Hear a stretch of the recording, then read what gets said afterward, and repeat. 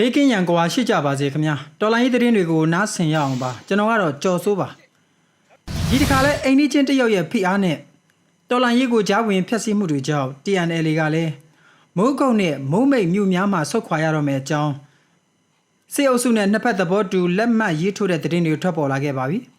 အော်တိုဘာလ29ရက်နေ့မှာအတိလင်းထွက်ပေါ်လာတဲ့သတင်းဖြစ်ပြီးမိုးကုတ်နဲ့မိုးမိတ်မြို့များမှာဆုတ်ခွာဖို့အချက်ပါဝင်နေခဲ့ပါတယ် PSLF TNL မှဒုတိယဗိုလ်ချုပ်ကြီးတကြုံကြားဦးဆောင်တဲ့ကိုယ်စားလှယ်အဖွဲ့နဲ့စေအုပ်စုဘက်ကဒုတိယဗိုလ်ချုပ်ကြီးကိုကိုဦးဆောင်တဲ့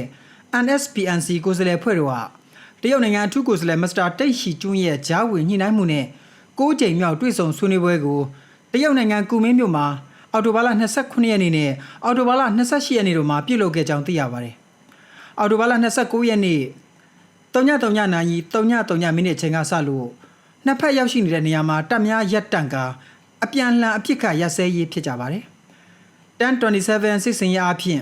တအန်တပ် TNL ဟာနွေဦးတော်လိုင်းအင်အားစုများနဲ့တူမိုးကုတ်တီဘောကြောက်မဲနောင်ချိုမိုင်းလုံမိုင်းငော့မိုးမိတ်နမ်ဆန်မန်တုံကုတ်ခိုင်နမ်ခမ်းနမ်တူမြို့များကိုတင်ပရရှိခဲ့ပြီးအဲ့ဒီနောက်မှာအငင်းပွားစီရာပြဿနာရတွေမဟာမိတ်ချင်းချင်းကြားဖြစ်ပေါ်ခဲ့တာတွေ့ရပြီးနောက်ကြောက်မဲနောင်ချိုတီဘောကိုစစ်အုပ်စုကပြန်သိမ်းတာခံလိုက်ရပါတယ်အခုတော့တရုတ်ကြားဝင်ပြီးဆွေးနွေးပွဲတွေအထမြောက်ပြီးနောက်မှာတော့မိုးကုတ်နဲ့မိုးမိတ်မြို့များကိုပါထပ်ပြီးဆုတ်ပေးရတော့မှလည်းဖြစ်ပါတယ်မန္တလေးတိုင်းကမိုးကုတ်နဲ့ရှမ်းမြောက်ကမိုးမိတ်တွေကိုအာဏာသိမ်းစစ်တပ်ကိုပြန်ပေးပြီးအပြစ်ရမယ်လို့ TNL ကြီးညာတဲ့ပေါ်စိတ်ပြတ်မိပြီ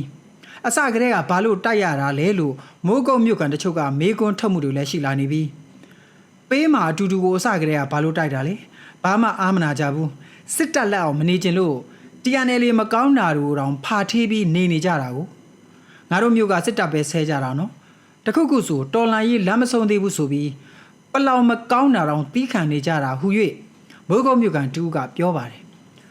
စောက်ကြရမယ်လို့ထင်ပါတယ်ဒီသတင်းကမနေ့ညကမှသိထားရတာဆိုတော့ကျွန်တော်တို့ဘက်ကလည်းကြိုတင်သိရှိပြင်ဆင်ထားတာမျိုးမရှိသေးဘူးဗျUNGအမျိုးသားညွေရေးဆိုရတည်တဲ့အနေနဲ့ဒီနယ်မြေတွေကိုဆက်ထိန်နိုင်ပါမလားပြီးတော့ကျွန်တော်တို့တော်လန်ရေးကဘာသဘောလဲအသက်တွေစတေးပေးဆက်ပြီးတော့လွယ်နဲ့ဒီလိုပြန်ပေးပြီးတော့ဒါကဘာသဘောလဲ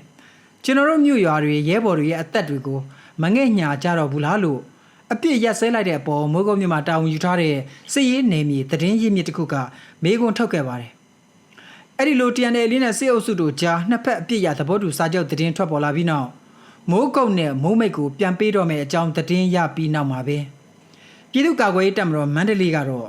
ရရှိထားတဲ့ထင်းကျုပ်နယ်မြေတွေကိုတက်ဆွမ်းသလောက်ဆက်လက်ကာကွယ်မယ်လို့ကြေညာလိုက်ပြီးမိုးကုတ်မြို့ကိုကာကွယ်ရေးမှာမိဖက်တော်လိုင်းအင်အားစုတွေနဲ့လက်တွဲကြိုးပမ်းမယ့်အကြောင်းသတင်းထုတ်ပြန်လိုက်ကြတာတွေ့ရပါတယ်။ပြည်သူ့ကာကွယ်ရေးတပ်မတော်မန္တလေးရဲ့ကြေညာချက်မှာတိုင်းသားမဟာမိတ်ဖွဲ့စည်းများရဲ့ပံ့ပိုးကူညီမှုမိဖက်နွေဦးတော်လိုင်းအင်အားစုများရဲ့ပူးပေါင်းလက်တွဲမှုတပ်ဖွဲ့ဝင်ပေါင်းများစွာရဲ့ဆွလွတ်ပိတ်ဆက်မှုများနဲ့အတူမန္တလေးဒေသအတွင်းရှိနယ်မြေချုပ်ကိုထိန်းချုပ်စိုးမိုးနိုင်ခဲ့ကြောင်းထို့ကြောင့်ပြည်သူ့ကာကွယ်ရေးတပ်မတော်မန္တလေးသည်ရရှိထားသောထိန်းချုပ်နေမြေများကိုဆက်လက်ကာကွယ်ထိန်းသိမ်းနိုင်ရေးအတွက်မိဖက်တော်လိုင်းအင်အားစုတွေနဲ့လက်တွဲပြီးကိုစွမ်းရှိသမျှညံစွမ်းရှိသမျှအာသွန်ခွန်ဆိုင်ကြိုးပမ်းဆောင်ရွက်သွားမည်ဖြစ်ကြောင်းထုတ်ပြန်ကြေညာထားပါတယ်။ဒါအပြင်ပြည်သူ့ကာကွယ်တပ်မတော်မန္တလေးသည်မိမြပင်ကြီးမားတဲ့အခက်အခဲအတားအဆီးရှိနေစေကမူမိမိတို့ရဲ့ဘုံရည်မှန်းချက်ဖြစ်တဲ့ Federal Democracy ရရှိရေးနဲ့စစ်အာဏာရှင်စနစ်အမြင့်ပြတ်ချေမှုန်းရေးတိုက်ပွဲများကိုစတဲ့တပူဥလယ်မတုံဆက်လက်ဖော်ဆောင်သွားမည်ဖြစ်ပါကြောင်းလည်းထုတ်ပြန်ချက်မှာဖော်ပြထားပါတယ်။မိုးကုတ်မြို့နယ်တွင်းက PDF တပ်ဖွဲ့ဝင်တူပြောရမှာတော့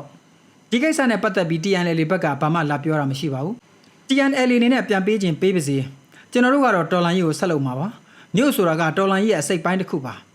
UNG MOD ဥဆောင်ပြီးကာကွယ်ရင်ကျွန်တော်တို့အနေနဲ့ကအသေးခံပြီးတိုက်ဖို့အသင့်ပါပဲ။စိတ်ဓာတ်ကျစရာမရှိပါဘူး။ကျွန်တော်တို့ဒီထက်ပိုကောင်းဖို့ပိုစူးစမ်းဖို့လိုသေးတယ်ဆိုတာပြလိုက်တာပဲလို့မြင်တဲ့အကြောင်း PDF တပ်ဖွဲ့ဝင်ကသူ့အမြင်ကိုပြောပါတယ်။မိုးကုတ်မြို့နယ်ပြည်သူ့လုံခြုံရေးဖွဲ့ကတော့ TNL MNDAA အနေဖြင့်လဲတရုတ်နိုင်ငံရဲ့လက်ပေးညှစ်ခံထားရသဖြင့်ကိုချင်းစာပြီးစဉ်းစားရန်လိုအပ်မှာဖြစ်ကြောင်းပြောဆိုထားတာတွေ့ပါတယ်။အာဏာသိမ်းအကြမ်းဖက်စစ်အုပ်စုကိုခေတ်ဆက်ဆက်ကတော်လှန်ရမှာခေတ်သမိုင်းမှာမကြုံစဘူးတဲ့အောင်မြင်မှုနယ်မြေသိမ်းပိုက်မှုတွေကိုတိုင်းရင်းသားတော်လှန်ရေးတပ်မတော်များကနွေဦးတော်လှန်ရေးအင်အားစုတွေရဲ့ပူးပေါင်းအကူအညီနဲ့ပိုင်ဆိုင်အနိုင်ရခဲ့တာပါ။ဒါပေမဲ့လည်းအခုတော့တရုတ်နိုင်ငံရဲ့ဖိအားကြောင့်ဟုဆိုကာစစ်အုပ်စုရဲ့လေကြောင်းပုံတံကြောင့်ပြည်သူတွေတိတ်ဆုံးကြသည်ဟုဆိုကာတမျိုးပြီးတမျိုးပြန်ပြီးစစ်အုပ်စုလက်ထဲထိုးအပ်နေချိန်လည်းဖြစ်လာပါတယ်။ ဖြစ်စဉ်တွေက MNDAA ပြီးနောက် TNLA ဆက်ဖြစ်လာတာမို့ဖက်ဒရယ်ပြည်ထောင်စုစနစ်တည်ဆောက်မယ်ရည်မှန်းထားကြတဲ့တော်လှန်ရေးအင်အားစုအသီးသီးတို့ရဲ့ကြီးမားတဲ့တော်လှန်ရေးအချိုးအကွေ့ကာလတစ်ခုကိုရောက်ရှိနေပြီလို့ဆိုရမှာလည်းဖြစ်ပါတယ်။ဒီအချိန်မှာပဲမြန်မာစစ်တပ်နဲ့ကချင်လက်နက်ကိုင်ဖွဲ့ KIA တို့တွေ့ဆုံဆွေးနွေးဖို့သဘောတူပြီးပြီဖြစ်တယ်။နှစ်ဖက်တွေ့ဆုံဖို့နေရာညှိနှိုင်းမှုမပြေလည်သေးတာကြောင့်ဆွေးနွေးပွဲတွေမဖြစ်လာသေးတာပဲရှိတယ်လို့ပအိုအမျိုးသားလွတ်မြောက်ရေးအဖွဲ့ချုပ် PNLO ဥက္ကဋ္ဌဗိုလ်မှူးကြီးခွန်ဥက္ကာကပြောဆိုကြောင်းသတင်းတွေထွက်ပေါ်လာပြီးဒီသတင်းတွေနဲ့ပတ်သက်လို့ VOA ကတိကျအတည်ပြုနိုင်ခြင်းတော့မရှိသေးပါဘူးခင်ဗျာတနင်္လာရီတိုင်းတဝယ်မြို့နယ်နဲ့ရေပြူမြို့နယ်မှာရှိတဲ့အကြမ်းဖက်စစ်တပ်လှည့်ကင်းနဲ့တပ်ဆွဲထားတဲ့နေရာတွေကိုတိုက်ခိုက်ခဲ့တဲ့တိုက်ပွဲများမှာရန်သူ3ဦးသေဆုံးခဲ့ကြောင်းဒုရကစစ်ကြောင်းမှသတင်းထုတ်ပြန်ထားပါတယ်တိုက်ပွဲတွေကတော့အော်တိုဘာလ22ရက်နေ့မှာတဝယ်မြို့နီးကင်းလှည့်ဖို့ထွက်လာတဲ့ရန်သူတပ်ကိုကြားဖြတ်တိုက်ခိုက်ပွဲမိနစ်30ခန့်ဖြစ်ခဲ့ပြီးရန်သူ3ဦးသေ9ဦးဒဏ်ရာရသွားကြောင်းဆိုထားပါတယ်။ဒါကတော့တဝယ်မျိုးသားလူမျိုးရေးတပ်မတော် DNLA ရဲ့ဒုရကစစ်ကြောင်းဒေါနာတက်ကွက်ခုနှစ်အေရီမှုပျောက်ကြားတပ်ဖွဲ့တို့ပူးပေါင်းခဲ့တဲ့တိုက်ပွဲပါမိမိတို့ဘက်မှာထိခိုက်ဒဏ်ရာမရှိဘဲဆုတ်ခွာနိုင်ခဲ့ပါတယ်။နောက်တစ်ခါအော်တိုဘာလ20ရက်နေ့ကလည်းရေပြူမြို့နယ်ညင်းထွေးရွာမှာတပ်ဆွဲထားတဲ့ရန်သူတပ်ကိုတဝယ်မျိုးသားလူမျိုးရေးတပ်တော် DNLA ရဲ့ဒုရကစစ်ကြောင်း Drone Team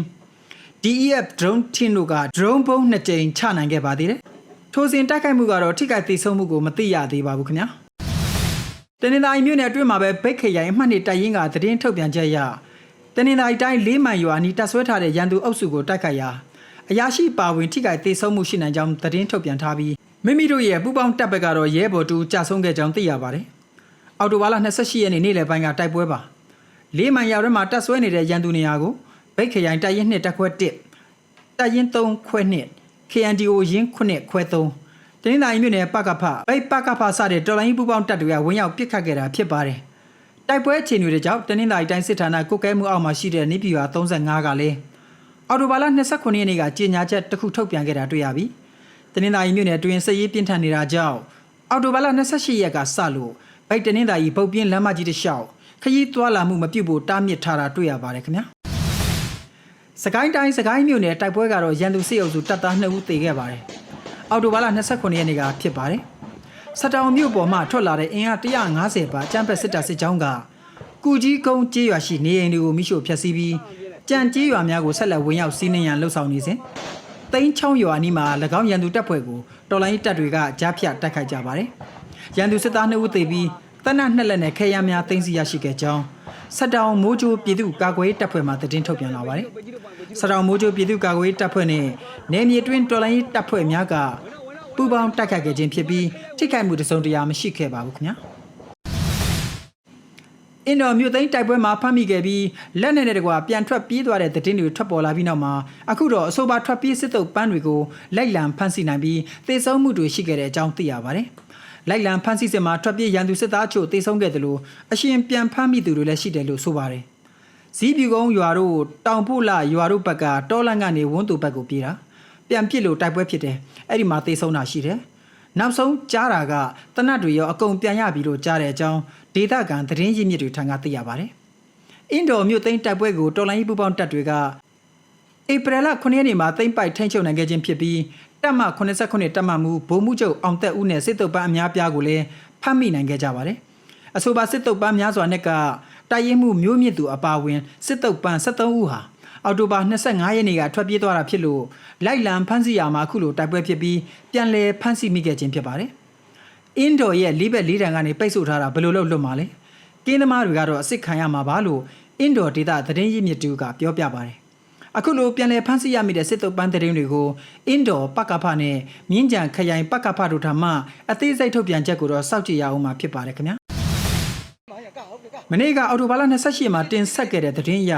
မင်းတို့မြို့နယ်မှာအချမ်းဖက်စစ်ကောင်စီရဲ့တိုင်းအဆင့်ရဲမှုလိုက်ပါလာတဲ့ရင်တန်းကိုတရက်ခရိုင်တိုက်ရင်လေးကမိုင်းဆွဲတိုက်ခိုက်မှုတဲ့တင်မှာရန်သူ၄ဦးသေပြီးတစည်းကိုမိရှို့နိုင်ခဲ့သလိုဒဏ်ရာပြင်းထန်သူတွေအနက်အခုတော့မကွေးတိုင်းရဲမှုလဲပါဝင်ကြောင်းထပ်မံသိရှိရပါတယ်။မဲစလီကျေးရွာနဲ့ဝန်တွင်းကျေးရွာကြားပသိမ်မုံရွာလမ်းပိုင်းမှာမင်းတို့မြို့ဘက်မှဝန်တွင်းဘက်သို့မောင်းနှင်လာတဲ့စစ်ကောင်စီတိုင်းအဆင့်ရဲမှုပါတဲ့ကားလေးစီးကိုတပ်တွင်းသတင်းပေးမှုရကင်ပုံကိုပြီးနေ့လယ်12:50မိနစ်မှာမိုင်းဆွဲပစ်ခတ်တိုက်ခိုက်ခဲ့ခြင်းမှာတိုက်ခိုက်မှုတွင်4 wheel ကားတစ်စီးမိုင်းထိမှန်ခဲ့တာကြောင့်လိုက်လံတိုက်ခိုက်ရာ စစ်ကောင်စီတပ်ဖွဲ့ဝင်မျက်မြင်၄ဦးတေဆုံးထိခိုက်ခဲ့ပြီး 7.62G 88တောက် G3G 24တောက်ကာဘန် G 18တောက်စစ်သုံးဆောင်ပစ္စည်းချို့နဲ့ငွေသား3သိန်းကျပ်တို့ကိုတင်စီရရှိခဲ့ကြောင်းသတင်းဖော်ပြခဲ့ပြီးလည်းဖြစ်ပါတယ်အခုတော့တိုက်ပွဲမှတ်တမ်းနဲ့တူထိခိုက်ဒဏ်ရာရခဲ့သူတွေနဲ့မကွေးတိုင်းရဲမှုကြီးကျော်စိုးဝင်းပါဝင်ကြောင်းသတင်းတွေအတည်ပြုနိုင်မှုနဲ့တူဒဏ်ရာပြင်းထန်ပြီးဆေးရုံတင်ထားရကြောင်းဆိုပါတယ်ဒီတိုက်ပွဲကိုတော့တရက်ခရိုင်အမှတ်လေးတိုင်ရင်တပ်ခွဲနှစ်ကတိုက်ခတ်ခဲ့တာဖြစ်ပါတယ်ခင်ဗျာ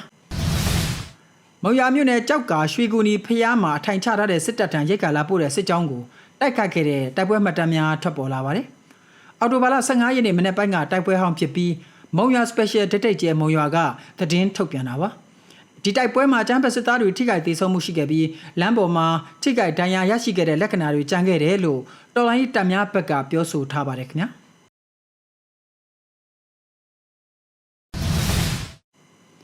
အာနာသိစစ်အုပ်စုဟာ၎င်းတို့ကျင်းပမဲ့ရွေးကောက်ပွဲအောင်မြင်ဖို့ဤမျိုးမျိုးနဲ့စ조사နေကြချိန်မှာရွေးကောက်ပွဲဆိုင်ရာဥပဒေကိုလည်းအချိန်မီထုတ်ပြန်ခဲ့ကြပြီးစိတ်တိုင်းကြလောက်ကြမဲ့ရွေးကောက်ပွဲမပြတ်ဖို့အရေးကိုအသေးအတန်စ조사လျက်ရှိနေပါတယ်